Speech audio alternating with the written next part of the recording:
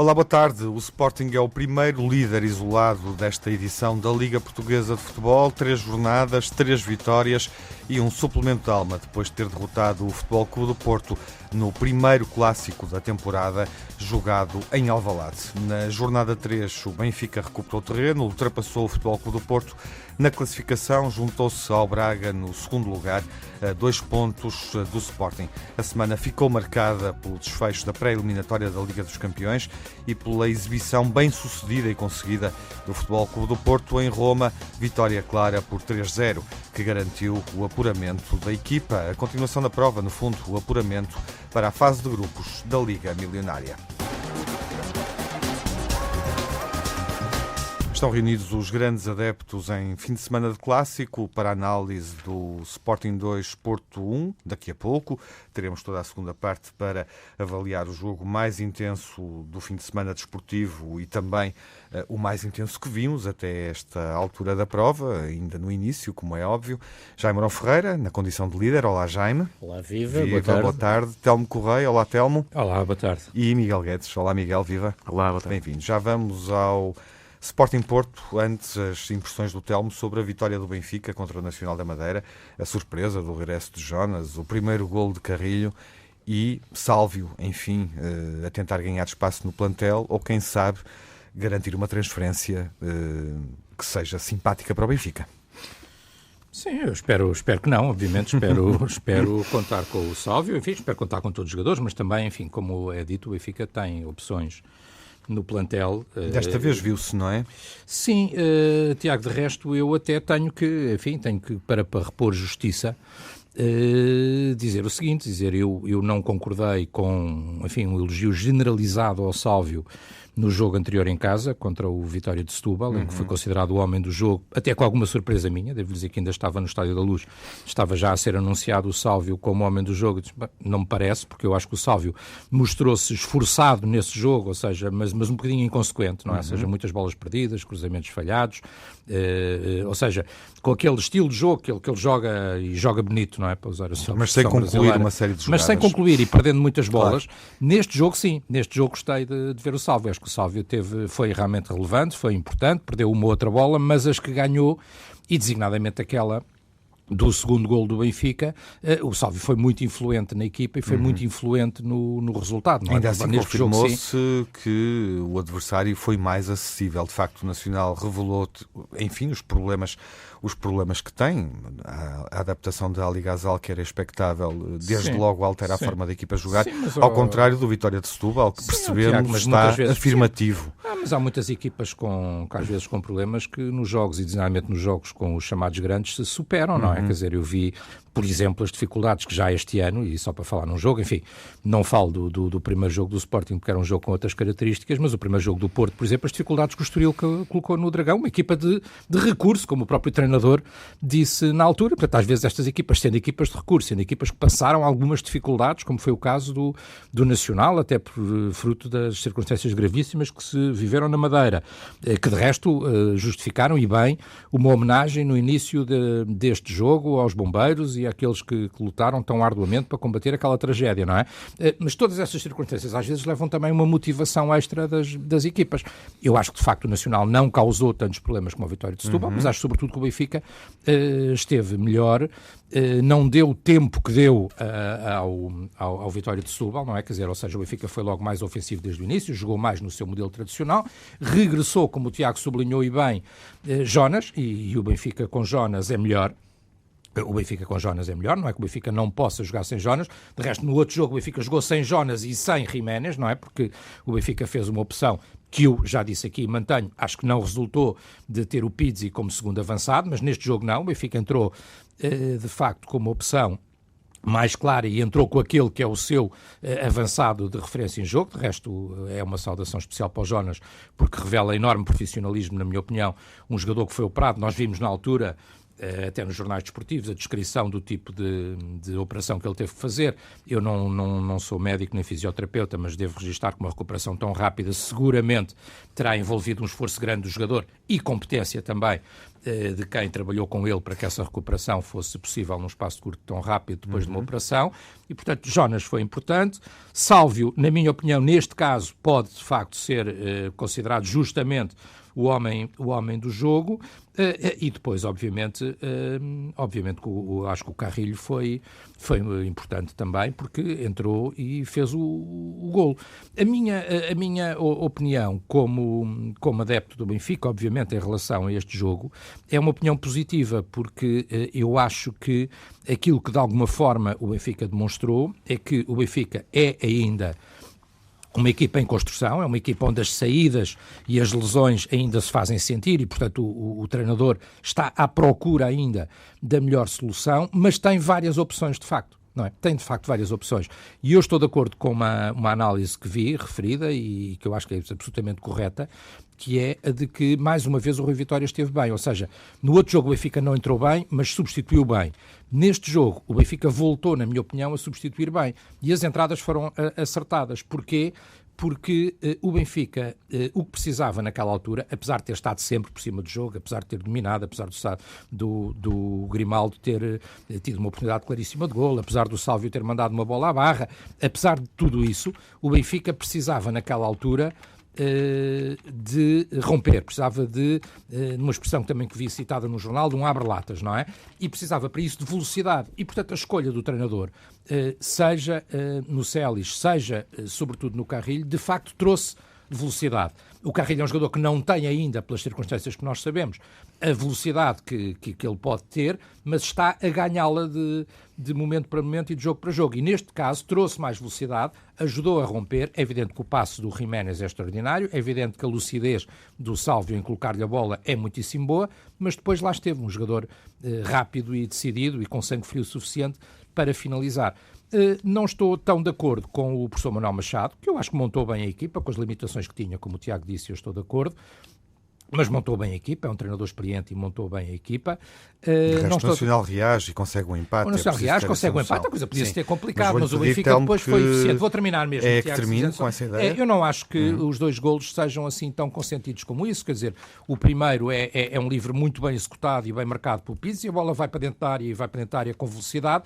É evidente que há uma precipitação do jogador do Nacional e acaba por ser ele a introduzir a bola na baliza, mas é um lance de tensão e, portanto, acontece, não é? Quando uma equipa está pressionada.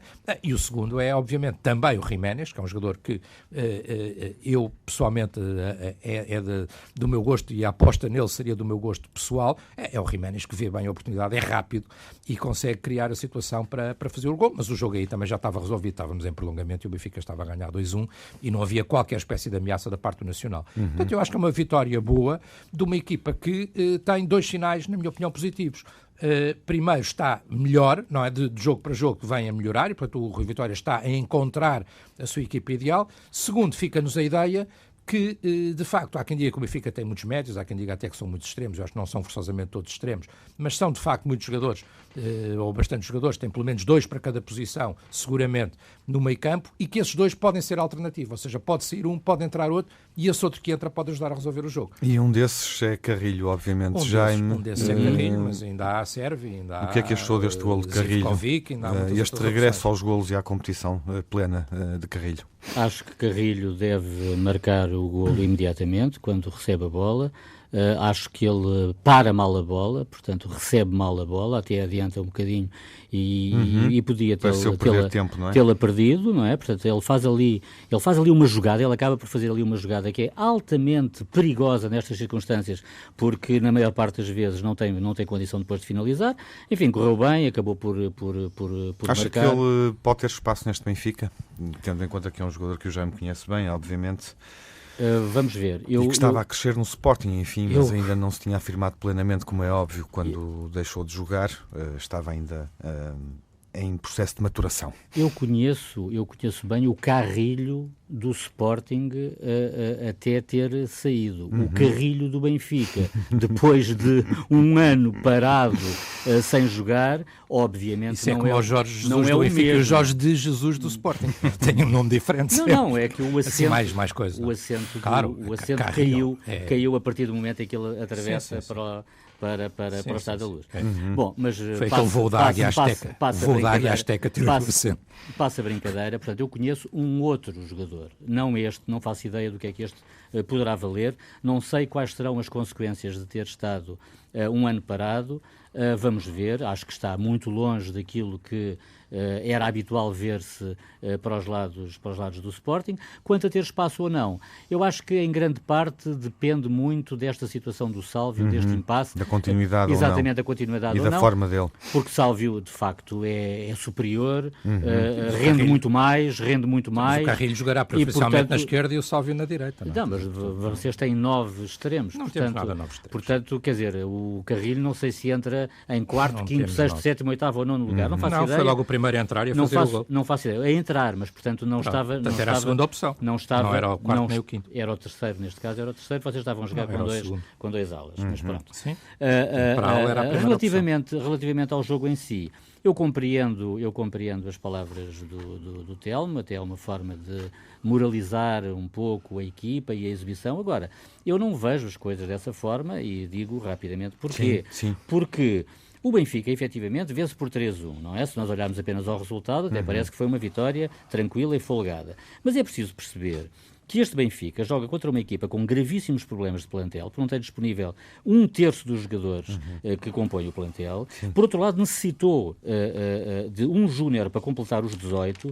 Há 2 golos claramente oferecidos pelo Nacional, sendo que o primeiro, ao contrário daquilo que disse o Telmo, a grande responsabilidade é do guarda-redes, que faz-se à bola de uma forma absolutamente acha que as limitações incrível. do Nacional foram evidentes. E ainda por cima, Tiago, a última meia hora é jogada contra 10 jogadores, porque o Ali Ghazal lesiona-se no lance do golo do Carrilho. É bom não esquecer que houve 6 minutos de desconto, portanto isto é praticamente meia hora. Jogam meia hora contra 10 e só conseguem fechar o encontro mesmo no finalzinho dos descontos. Não sei se o Miguel acompanha. Portanto eu acho que não há razão para grandes euforias. Não sei se o Miguel também está de acordo. Não vi nenhuma euforia. Desse ponto de vista, Miguel, esta vitória do Benfica não permite aferir da efetiva evolução do plantel e das opções de Rui Vitória? Não, sobretudo permite aferir, desde logo, como me parece uma circunstância clara. Jonas tem toda a influência neste Benfica. Sim. E há um Benfica com Jonas e sem Jonas, o que é perfeitamente normal em qualquer equipa que tem no seu matador uma das joias da coroa. E a verdade, e concordo com o que o Telmo diz, o Jonas entra no jogo de uma forma abnegada, podia-se ter deixado de ficar um pouco mais naquela circunstância de lesionado após lesionado, mas a verdade é que não, e faz toda a diferença no Benfica. Depois, é evidente que o Nacional vive neste momento também um momento atípico na sua vida. Manuel Machado teve o cuidado de o dizer, em 30 e tal anos de carreira, nunca terá vivido um momento como este, imensas lesões, imensos condicionamentos, dificuldades para treinar, e portanto, nesta altura o Nacional é uma equipa que começa mal o campeonato, também fruto dessas circunstâncias. Não é um bom jogo para aferir a qualidade do Benfica, mas a qualidade do Benfica, do Sporting, do Porto, em qualquer equipa desta Primeira Liga, também se faz pela capacidade que vai tendo de enfrentar cada jornada, independentemente do seu grau de dificuldade. E, nesse sentido, o Benfica passa na Madeira, na Choupana, com uma exibição equilibrada, onde foi praticamente mandão no jogo, durante praticamente todo o jogo. É evidente que o Nacional oferece 2 golos, e se eu tinha alguma esperança que o Benfica pudesse perder pontos nesta jornada, rapidamente, com mais uma intervenção desastrada do guarda-redes Rui Silva, que obviamente que eu auguro todo um bom futuro, é um guarda-redes muito jovem, tem estado ao serviço do Nacional como titular, praticamente indiscutível, nos últimos 2-3 anos, sobretudo nos últimos 2 anos, mas ainda há 2 anos também meteu lá dentro, rigorosamente lá dentro, 2 bolas, uma do Jonas e uma do Sálvio, se não me falha a memória, num jogo do Nacional Benfica, onde também tem uma exibição completamente desastrada. A forma como ele sai fez lembrar depois o jogo que viria a seguir, no dia a seguir, entre o Sporting e o Porto. Parecia um jogo dando bola, não é? Ele sai com as mãos completamente para cima, sai à bola de uma forma absolutamente absurda, e o Ali Ghazal marca na própria baliza, mas a grande parte da culpa naquele lance é do guarda-redes Rui Silva. Portanto, a partir daí percebi que o Benfica iria também. Tinha condições para poder dar a volta ao resultado e assim aconteceu. É uma exibição normal, interessante contra um adversário com dificuldades. É verdade que o Estoril também teve, como o Telmo dizia, causou dificuldades ao Porto no Dragão, mas o Porto fez uma exibição e teve oportunidades e teve ataques, que é um jogo completamente, também ele atípico do ponto de vista até estatístico. Foram 60 e tal ataques. São jogos completamente diferentes, até porque um é em casa e outro é fora, como é evidente. Mas o Benfica faz um jogo interessante e acaba por ter uma vitória que, sinceramente, esperava que acontecesse. Bom, está feita só uma coisa, Tiago, muito rapidamente. Jornada na perspectiva do Benfica. Os elogios ao Jaime, Jonas sim. justificam-se pelo jogador que ele é, mas não pela influência que teve no jogo. O Jonas não teve qualquer influência no jogo. Fica essa sua observação e vamos, obviamente, após o intervalo, dedicar a nossa atenção ao clássico, o Sporting Futebol Clube do Porto. O Sporting venceu o primeiro clássico da temporada, vantagem de 2-1, depois de ter entrado a perder por 1-0. Há essa particularidade, não resisto a citar o Mais Futebol com esta informação. Pela primeira vez, o Futebol Clube do Porto perde um jogo onde entrou a ganhar em 18 anos, enfim. De facto, fiquei impressionado com esse dado, Miguel, não é? Sim, é um dado foi uma muito surpresa interessante, não é? Sempre que entrou a ganhar, o Porto nunca perdeu em 18 anos um jogo. Desta vez aconteceu. De resto, um jogo estonteante pelo início do Futebol Clube do Porto, que seguramente surpreendeu, não é, Jaime? Mas isso também deu, enfim, dará outros argumentos, dá-lhe outros argumentos para saborear esta vitória, sobretudo considerando a forma como o Sporting reagiu. Sim, é verdade que a reação do Sporting foi muito afirmativa. No entanto, também é verdade que o Porto começou melhor, mas começa melhor aproveitando muitíssimo bem uma grande instabilidade, sobretudo de natureza emocional, por parte dos jogadores do Sporting, embora não seja de referir também algum deficiente posicionamento no campo, que depois foi corrigido por Jesus.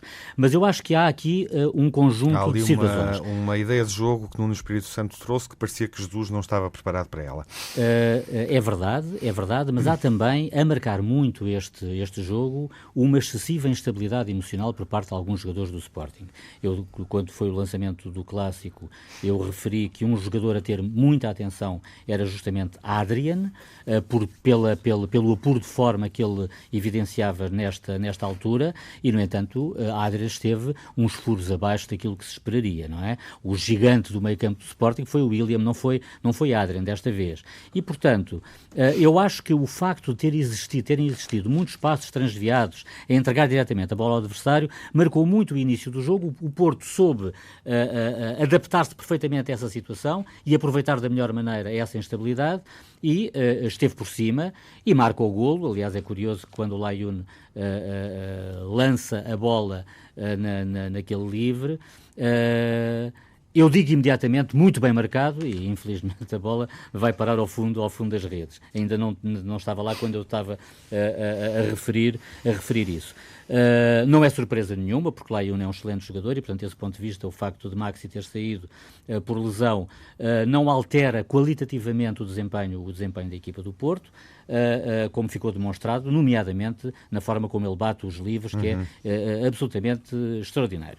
Agora, convém referir, antes de mais nada, que se viveu um ambiente extraordinário com quase 50 mil espectadores em Alvalade. Foi lindíssimo de se ver e é sempre agradável, ainda para mais com um jogo que começou à tarde e, portanto, é sempre mais agradável ainda de se ver. Por outro lado, também salientar o facto de ter sido um jogo extremamente competitivo para uma apenas terceira jornada do campeonato, Sim. Não é? Isso é com uma muito primeira interessante. parte extraordinária, muito emocionante, Exato. muito intenso e com grandes cambiantes, até do ponto de vista tático, foram muito interessantes de seguir.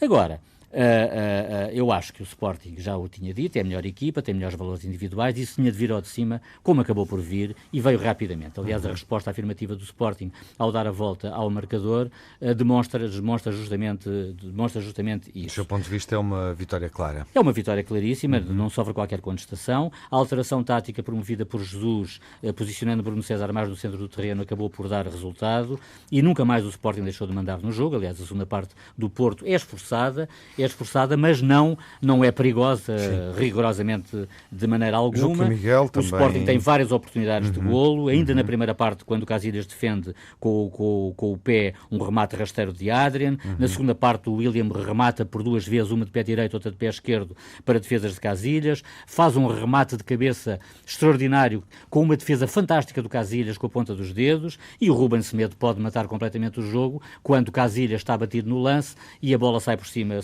trave. O Sporting criou mais oportunidades para o 3-1 do que o Porto para o 2-2.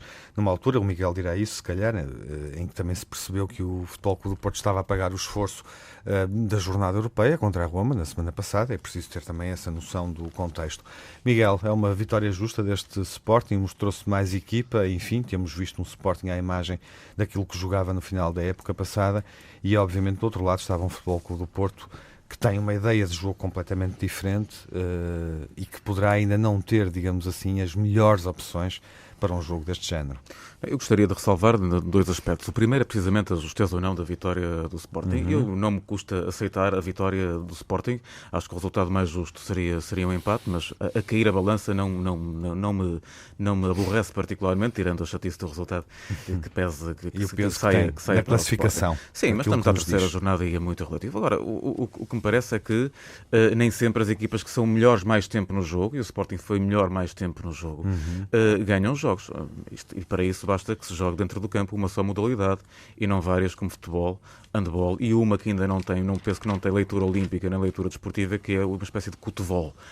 Agora, se assim fosse, o jogo poderia ter sido outro. Acho que o Sporting usou, efetivamente, de uma enorme agressividade em campo, para não falar em alguma violência, que foi completamente desprezada pelo árbitro Tiago Martins, obviamente rookie nestas andanças. É curioso ver como Artur Soares Dias evoluía como bom árbitro que é na Madeira, no Nacional Benfica, e como para Alvalade é enviado um árbitro que ainda não tinha nenhum clássico nas mãos, apesar de ser internacional. Como eu não falei da arbitragem, no final falarei. E, portanto, começando por aí, dizendo que o Porto foi claramente prejudicado por esta arbitragem, também não gostaria, porque não faço, a não ser quando acho que é evidentemente assim, e, portanto, com toda a honestidade intelectual, também devo dizer que aceito a vitória do Sporting e que aceito que o Sporting foi melhor de grande parte do jogo. Agora, não me parece que, tenho a certeza, que os jogos nem sempre acabam Onde é que a de acordo com prejudicou o Porto, com essa no aspecto disciplinar ou nas decisões que foram tomadas nos golos? Disciplinarmente foi um desastre, foi uma hecatombe durante todo o jogo. Rapidamente, Miguel.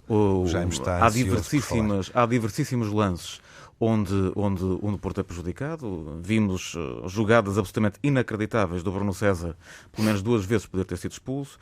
O Slimani, com o seu cotovelo habitual sobre o Laione. Eu gosto imenso do Slimani e da entrega que ele tem no jogo, mas de facto é um jogador, à semelhança de Cardoso, por exemplo, no Benfica, que me parece uma espécie de missionário encarregue de Jorge Jesus, como há muitos jogadores encarregues de Jorge Jesus para fazer determinado tipo de funções. William, com o seu braço sobre Otávio aos 61 minutos. Deve saber de coisas que mais ninguém sabe. O cotovelo de Adrian também sobre Otávio aos 12 minutos, aliás de Coates sobre André Silva também, que antecedeu o primeiro gol do Porto, do Sporting, que portanto, é um lance ferido de ilegalidade desde logo pelo lance que o precedeu, mas se encontrarmos depois também aquela mão do Gelson no primeiro gol do Sporting, aí já no aspecto técnico temos também um lance errado. Concedo, na minha opinião, e portanto com toda a clareza, penso que o segundo gol do Sporting é válido, é regular. Parece-me que a forma como o Brian Ruiz leva a bola na mão é precisamente uma bola que vai à mão e não a mão que vai à bola. É preciso um azar dos Távoras, mas a verdade é que foram dois lances com a intervenção da mão ou do braço, mas o primeiro é claramente irregular. Tenho alguma dificuldade em vislumbrar a falta que origina também o primeiro gol do Sporting. Na falta que dá origem ao gol do Porto, parece-me que aquele desequilíbrio do Danilo é um pouco extemporâneo, mas a verdade é que é um toque no braço e depois é um pisão no pé. E os pisões e os cotovelos foram andando durante todo o jogo.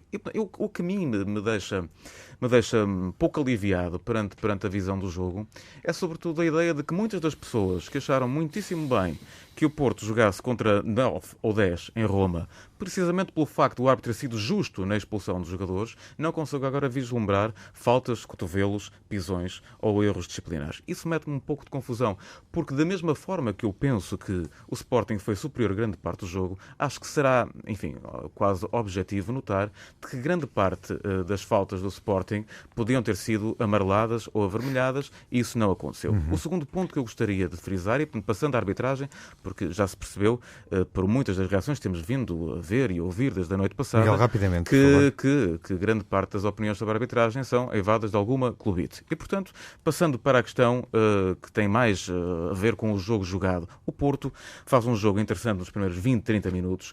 Relembro que André tem uma bola oposta aos 30 minutos e a partir daí o Porto esfuma-se. É evidente que com 2 golos duvidosos, um deles irregular do meu ponto de vista, é difícil reagir. Mas o Porto, este resultado do Porto, esta exibição do Porto, a forma como o Porto chegou a este jogo e o jogou, é muito produto de um início de temporada muitíssimo exigente. O Sporting em 16 dias jogou 3 jogos. O Porto em 17 dias jogou 5 jogos. 2 deles com um grau de dificuldade enorme com a Roma num play-off da Liga dos Campeões, que passou notavelmente.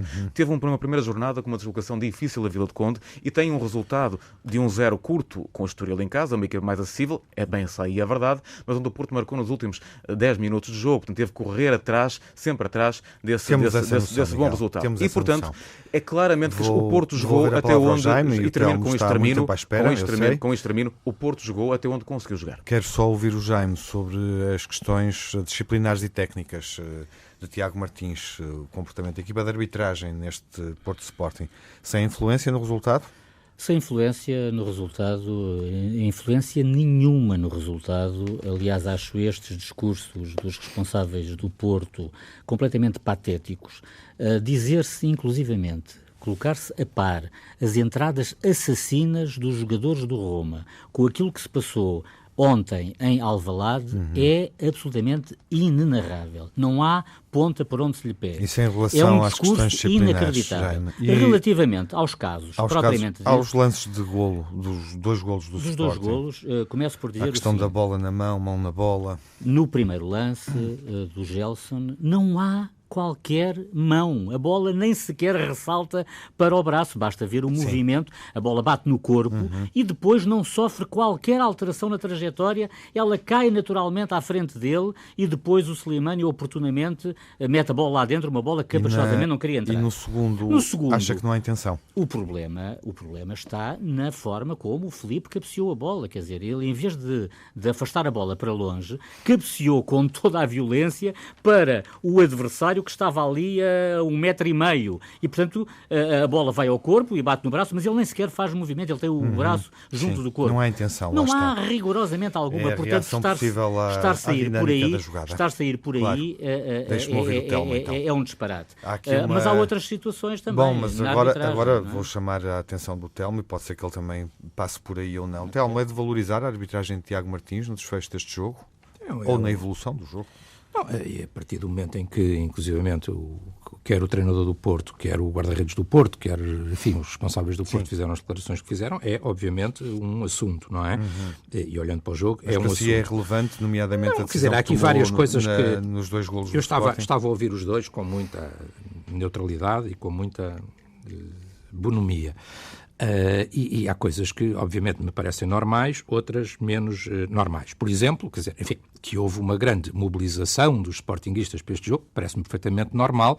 Diz o Jaime, extraordinário, 50 mil, sim. Enfim, diria eu que é mais extraordinário 60 mil na Luz para receber o Setúbal do que 50 mil para um clássico, não é? Quer dizer, parece-me perfeitamente normal. O estádio estava cheio, também, quer dizer, não consegues meter 100 mil em Alvalade. Está bem, o estádio é mais pequeno, eu sei, mas independentemente do estádio ser mais pequeno, um estádio cheio para um clássico é uma coisa que me parece perfeitamente normal, lógico, não é? Mas eu referi o ambiente foi extraordinário. Pronto, tudo bem. As questões do jogo, Telmo. Segunda coisa, em relação ao jogo, tirando um bocadinho a bissetriz tudo o que disseram, eu parece-me do que vi do jogo, e vi o jogo, enfim, de forma absolutamente desapaixonada, não é? Para mim, era-me absolutamente indiferente qual é que fosse o resultado, e se tivesse acabado como começou, até estaria bem, mas também não torcia por isso, não é? Quer dizer, portanto, vendo o jogo, parece-me que a vitória acaba por ser justa, ou seja, do que eu vi no jogo, e o Miguel também o reconheceu, e portanto aí penso que estamos todos de acordo,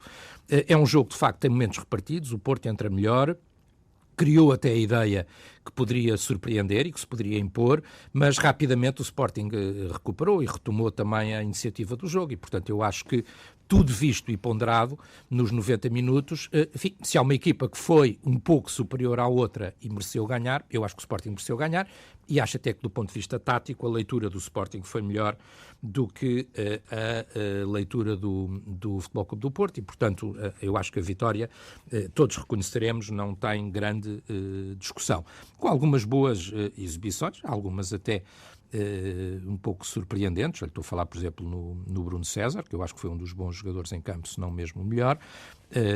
Num dos bons jogos, nem sempre faz bons jogos, mas desta vez fez um bom jogo. Bem. Não foi o melhor, na minha opinião, mas jogou muito bem. Mas jogou muito bem, portanto, algumas exibições interessantes, e, portanto, foi essa a realidade. Em relação à questão da arbitragem, aí é que eu tenho uma opinião própria do que vi, não é? Que não é coincidente com nenhuma das que ouvimos. Porquê? Porque a mim parece-me, e repare, tive a oportunidade de ver hoje de manhã outra vez, até uma repetição de um outro ângulo que eu não tinha visto, porque ontem só tinha visto o jogo corrido, não é? Portanto, não tinha visto repetições, mas hoje numa repetição parece que de facto no primeiro golo não há mão, quer dizer, há a ideia que pode haver, nada. Mas há uma outra câmara que mostra que a bola bate entre o peito e o corpo, portanto é por ali. É no peito. É no peito. A bola não bate. Sim. Para mim, a bola vai não bate. Não há, Miguel, olha que não. Coisas que não existem. Se tu viste depois uma outra câmara, parece que não. Já ao contrário. Há uma câmara que parece sim, uma câmara que parece que não. É uma câmara que dá não, frente, há uma câmara de frente. Bola, há uma câmara que filma de frente. Não, devia haver uma câmara na baliza, só estranha que as imagens. Uma câmara que está na baliza não seja mostrada, é só isso. Sim, não oferece dúvida nenhuma. Há uma câmara que eu vi hoje de manhã numa televisão qualquer que mostra de frente, e de frente parece que de facto não há. Estou a dizer que há câmaras por trás das balizas. Essa câmara foi usada no momento em que antecedeu o início do jogo. Sim. E essa câmara podia tirar dúvidas e não é mostrada essa imagem. Pronto. Só isso. Gostaria de lançar aqui esse reto. Já não digo nada.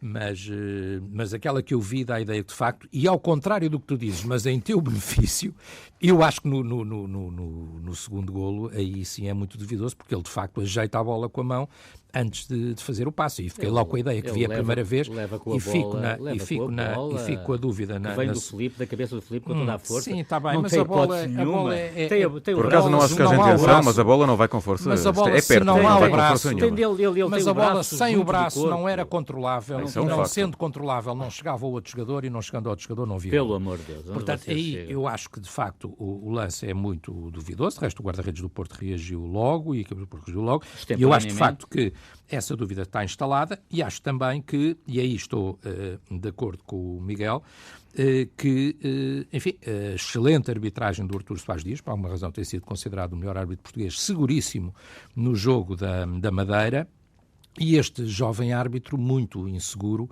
para um jogo desta responsabilidade, quer dizer, portanto é uma nomeação que não parece ser muito lógica, nem fazer muito sentido, porque de facto quem devia estar no jogo, que era um clássico, com tudo o que isso implica, era eventualmente um dos árbitros mais experientes e não um jovem árbitro. É evidente que eu próprio tenho dito... Foi dada uma justificação para isso, como sabes, não é? Eu próprio tenho dito que acho que todos os que estão são nomeáveis, como é evidente, e portanto aqui não quero perder também essa coerência, eu próprio tenho dito isso, mas a verdade é que para os jogos mais exigentes, uma vez que o critério é de nomeação e não de sorteio, para os jogos mais exigentes nós deveríamos ter os árbitros mais experientes. E, portanto, este árbitro mostrou, de facto, alguma inexperiência, enfim, e depois, passando as comparações que o Miguel fez, que não têm, na minha opinião, nenhuma lógica, de facto, há algum uso e até abuso de situações de agressividade por parte dos jogadores de Sporting. O Slimani já conhecíamos, não é? Desde o ano passado houve aquela polémica toda. Ainda bem que ele não foi castigado, então, porque assim... Mas é que não é questão de... Não há uma comparação exata. O que a mim me parece estranho é que o número de faltas com a divisória muito pouco clara entre amarelo e vermelho neste jogo são inúmeras. E os jogadores nem sequer levaram amarelo. É que, evidente, não são as entradas de Roma. Não são as entradas de Roma. Agora, também tenho alguma dúvida que as entradas de Roma fossem sancionadas. Não, em Roma há duas ou três entradas. Desculpa, em Alvalade há 6 ou 7. O Maxi não pode jogar. O Maxi nem sequer pode jogar devido a uma pancada que pisões, se queres comparar o incomparável, atrás, Miguel, para a frente. Eu vendo como vi, há uma do Coates, de facto, indiscutivelmente. O Slimani, de vez em quando... O Slimani, que é um finalizador e que é um excelente finalizador, ninguém tem dúvidas sobre isso. Foi o ano passado o segundo melhor da Liga Portuguesa e, portanto, é um jogador indiscutivelmente como finalizador de qualidade, mas tem este tipo de comportamentos, por vezes violentos, não é? Vimos o ano passado a forma como ele agrediu pelas costas um jogador do Benfica, o Samaris, mais precisamente, agora voltou a usar o cotovelo indevidamente, e portanto é um jogador que tem, de facto, este tipo de comportamentos violentos de vez em quando, e os árbitros não são suficientemente exigentes e rigorosos com ele, há uma certa tolerância, e eu acho que o Miguel aí tem razão. A única coisa que eu posso dizer aí é que, Miguel, e vais-me desculpar, mas há uma nota de ironia que eu não vou dizer, é que para o Futebol Clube do Porto é bem feito, porque o Futebol Clube do Porto tem sempre, já o ano passado o Porto tinha muita razão de queixa em relação a estes jogos com o Sporting, mas depois está sempre concentrado no seu, ou pelo menos a cultura oficial do Porto é tão concentrada no seu anti-benfiquismo, que passou o tempo todo a falar do Benfica, a falar do Colinho, a falar do não sei quê, e depois nestas coisas acontecem, não é? Quer dizer, e portanto, se calhar, quando mudarem o discurso, não é? Quer dizer, e depois no fim do campeonato, nós o que é que vimos? Vimos o Presidente do Porto feliz porque o Sporting estava a discutir o título e ele é que merecia ganhar. E se calhar este ano vamos ver, espero eu, outra vez a mesma coisa, e se for com o mesmo desfecho, então melhor para mim. Mas o Porto... Mas estás a inferir que o Colinho mudou de sítio? Não estou a inferir que não houve o tal Colinho, a não ser o Colinho dos adeptos. Não houve. Vocês do Porto gostam de se juntar ao Sporting, que vocês com o Sporting estão sempre... Vocês estão muito mais juntinhos, partilham treinadores e a segunda circular são juntíssimos por natureza. O ano passado o Porto, olha, por exemplo, foi altamente beneficiado no Nacional, mas foi prejudicado pelo Sporting já o ano passado também. O único jogo onde fomos beneficiados, eu posso citar 10, argumentos finais. Não te lembras do Sporting? Ainda quero ter aqui alguns minutos para uma outra questão. Eu não torço para outro clube que não o Porto. E quando muito ao Barcelona, vá lá. Vocês com o Sporting, a única coisa que eu te quero dizer, desculpa lá, eu sei que é provocação, mas é irónica, a única coisa que eu quero dizer é que é um bocadinho aquela coisa do quanto mais me bates, mais eu gosto de ti. E ontem apanharam, e ontem na arbitragem apanharam. O que eu gostaria de frisar... As nossas palmadas são dentro de casa. Rapidamente, Jaime, rapidamente. Uma vez que se falou aqui da reação do Casilhas, porque já nem falo do Nuno Espírito Santo, que nem sequer conseguiu identificar qual era o lance do qual o Sporting teria eventualmente tirado algum proveito e não tirou nenhum. Mas relativamente ao Casilhas, basta olhar para a imprensa espanhola, porque a Marca fala numa irritação descomunal do Casilhas, e o AS refere mesmo que ele enlouqueceu ao reclamar mão nos golos do Sporting. Portanto, eu acho que isto diz tudo. Não vale a pena estarmos a olhar para cá. Se olharmos para fora e para a Espanha, diz tudo. Aliás, não é por acaso que ele está emocionalmente desequilibrado. A espanhola porque também não tem nenhuma clubite, não é? Ao não ser convocado para a seleção espanhola, isso para ele é um rombo emocional muito grande e, portanto, ele está completamente...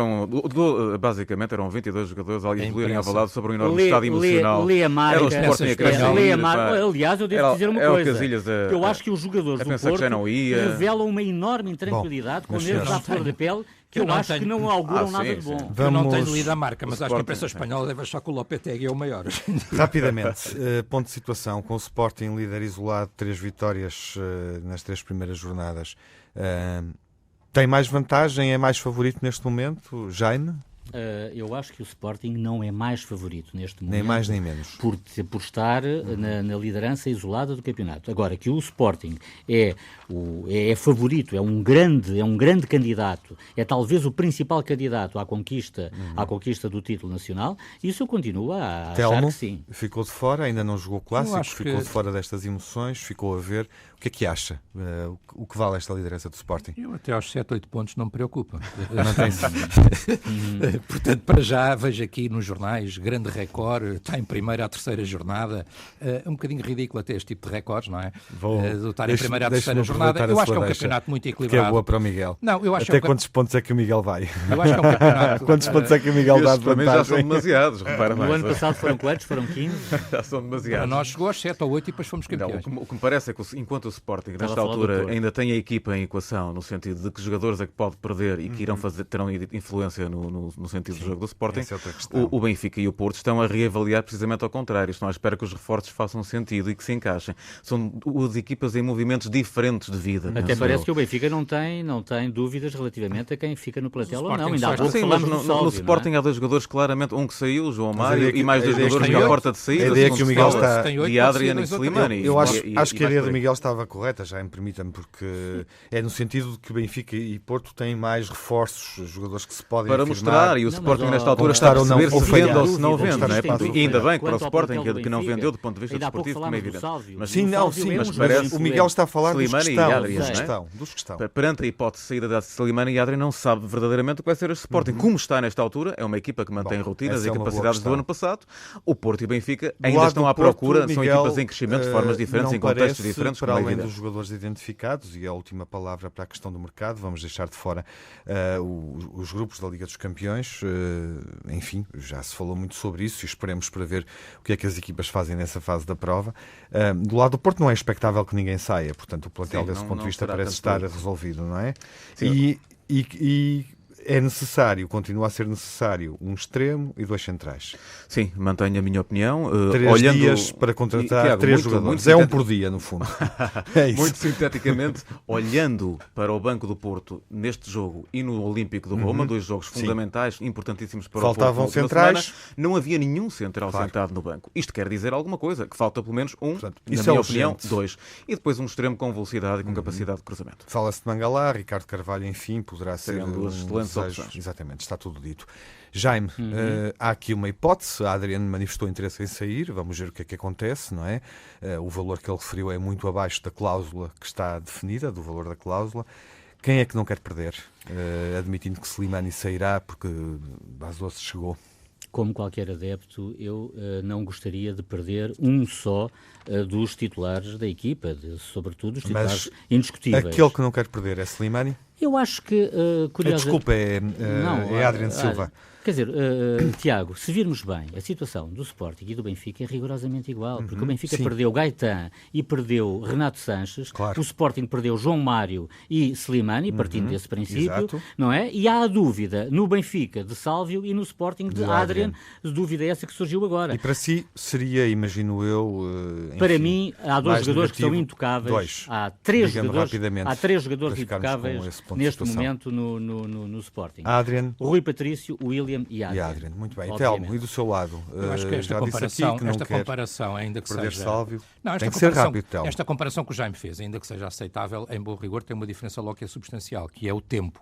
Ou seja, o Benfica vendeu muito cedo, vendeu no fim da época passada, comprou cedo e já se percebeu mais ou menos o que é que tem. O Sporting ainda agora chegou uma pasada deles que nós não sabemos muito bem o que é que vão valer ou o que é que não vão valer. Alguns conhecemos, outros nem tanto. Mas tem Portanto, crédito. a Mas tem incerteza crédito. desse ponto de vista é Mas maior. tem crédito. A incerteza desse ponto de vista é maior. São jogadores crescidos. Sim, são todos bastante crescidos, isso é verdade. A maior parte deles com Não perto de estava 30 a ser anos, irónico. a maior parte Vá lá, deles com perto de Telmo. 30 anos. Agora, portanto, há essa Estás diferença, enganado não é? relativamente às idades. Há essa O diferença, Base ainda Doce que tem nas 27 vendas, anos, ainda por que nas exemplo. vendas a comparação original do Jaime possa fazer sentido, depois há toda esta diferença do processo. E quem é que não quer em perder, si. Telmo? A escolher Além um, de Sálvio? a ter que escolher sim, um. a escolher um. Feza. Simplifica. É Feza, não é? Feza. É o jogador que... Sim. O jogador que eu acho mais decisivo e Mais que o Benfica decisivo. não pode... Mas estão atrás do Feza. Tem-se falado nisso, tem aparecido notícias, Enfim. sei lá, nós já vendemos todos 20 vezes, não é? Quer dizer, Não, a avaliado questão- pelos jornais, mas o Fez é um daqueles que se tem Não, falado. pois. Fez, o Lindelof e o Sálvio é aqueles que mais se têm. É que Talvez geralmente os sobretudo últimos Sálvio. dias de mercado são loucos e Destes três, surgem, destes três, surpresas. Destes 3 que se tem mais Sim, falado sim. mais, não é? Se Claro. Fez, Lindelof e Sálvio, É Feza que não é quer Feza perder. que eu gostaria de não Bom, perder, sim. ficamos com essas indicações à espera que o mercado feche depois de amanhã, embora continue aberto, porque é possível, os clubes russos poderão ainda até setembro contratar jogadores e reforçarem-se com os jogadores das equipas portuguesas.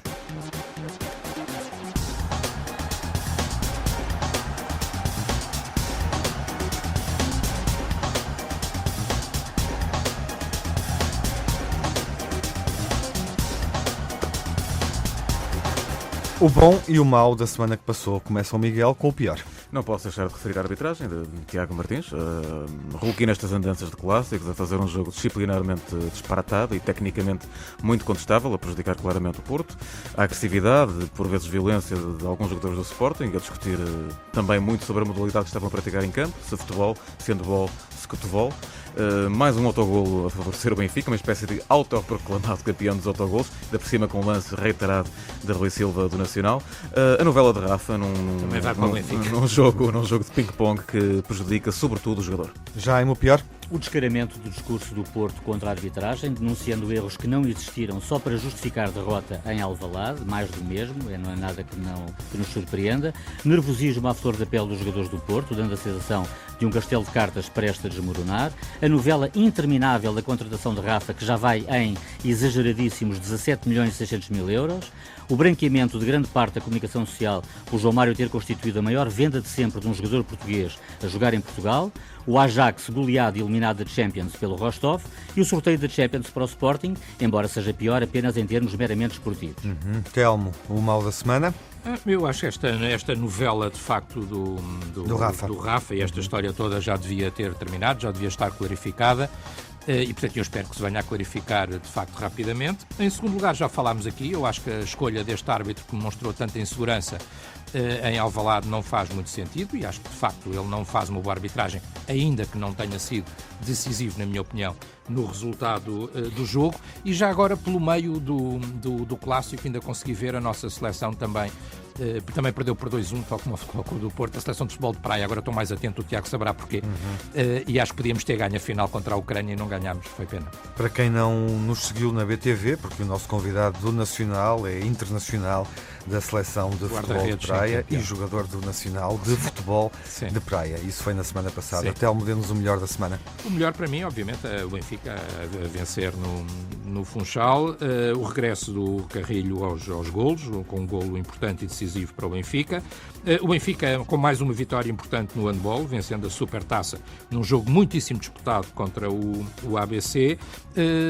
E a forma como o Porto superou a Roma e, portanto, garantindo o seu lugar na Champions. Ao contrário, podia ter mencionado no pior, apesar da exibição ter sido boa do Aroca, não é? Que foi que eu cheguei a torcer ali na parte final pelo Aroca, a achar que era possível, mas infelizmente o Porto conseguiu ainda bem, o Aroca não conseguiu ainda mal. Teria sido extraordinário para nós. Extraordinário, esteve quase. Claro. Jaime, não sei se a vitória do Porto na Champions está no seu melhor, dê-nos o seu melhor. Está também, mas eu gostaria de começar por onde terminei o pior, ou seja, Força. O sorteio da Champions para o Sporting. Em termos económicos e de prestígio, obviamente é de salientar, porque não é jogando contra o Copenhague e o Clube Bruges que se tem a sensação de Champions, naturalmente.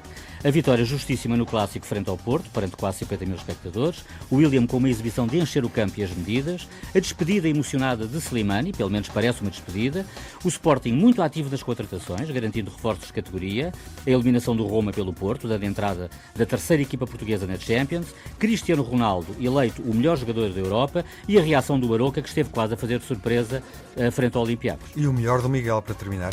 A passagem do play-off do Porto frente ao Roma, com um jogo impositivo, repleto de personalidade. Também o sorteio da Liga dos Campeões, interessante para o Futebol do Porto, depois de termos já sentido o sabor da Champions e de que maneira com o Roma. A contratação de Oliver e Diogo Jota, a atitude também do Porto na primeira meia hora do jogo em Alvalade, enquanto houve pilhas, digamos assim. João Mário, nesta passagem para o Inter, por uma verba muito grande e num enorme salto qualitativo para o jogador, e a convocatória de André Silva para a Seleção Nacional. Ficamos assim com as impressões finais dos grandes adeptos, Miguel Guedes, Telmo Correia, Jaime Mourão Ferreira. Esta semana vamos acompanhar o regresso da seleção campeã da Europa a casa, Portugal, pela primeira vez, num particular com Gibraltar, no estádio do Bessa, e depois entra em competição mundial 2018, primeiro jogo com a Suíça, na terça-feira de amanhã, a 8 dias. Por esse motivo não há grandes adeptos total. Vamos estar na BTV, projetando o Portugal-Suíça com um adepto que conhece bem o futebol suíço, quinta-feira às 7h30 da tarde, vemo-nos lá e eu e o Telmo lá estaremos, e na rádio voltamos para a emissão clássica na segunda-feira às 7 da tarde. Ouvimos-nos na Antena 1, vemo-nos na BTV, desejo-lhe uma ótima semana, boas férias se ainda tiver a gozá-las e tempo para isso, e seja um grande adepto.